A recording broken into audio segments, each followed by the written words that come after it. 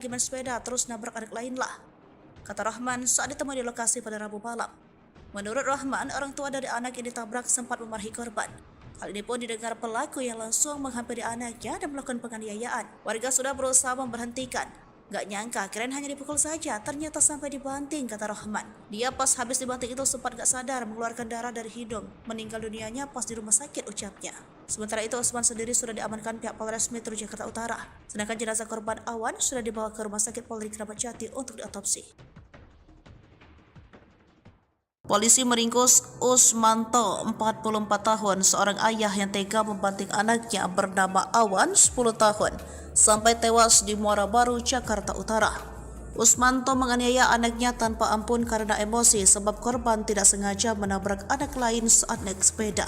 Sosok Usmanto pun terungkap, ternyata pria berusia 44 tahun itu memiliki sikap temperamental. Tak hanya itu, Usman juga ternyata merupakan seorang pecandu narkoba. Hal itu diungkapkan langsung Kapolsek Penjaringan Kompol M. Probandono, Bobi Danwardi. Dikatakannya Usmanto menjadi temperamental karena pecandu narkoba. Bahkan Usmanto pernah memukul istrinya, yakni Halimah, 42 tahun. Bahkan sebelumnya diamankan polisi, Usmanto sempat menantang warga yang melaporkan aksinya ke polisi.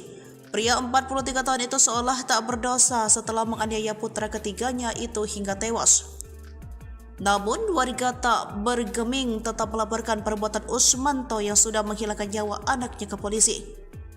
Peristiwa penganiayaan yang dilakukan Usmanto terhadap anaknya Awan terjadi di Gang 4 Muara Baru, Kelurahan Penjaringan, Jakarta Utara pada Rabu 13 Desember 2023. Penganiayaan yang dilakukan Usmanto tersebut sempat ditegur oleh warga, namun bukannya menghentikan perbuatannya malah menantang warga.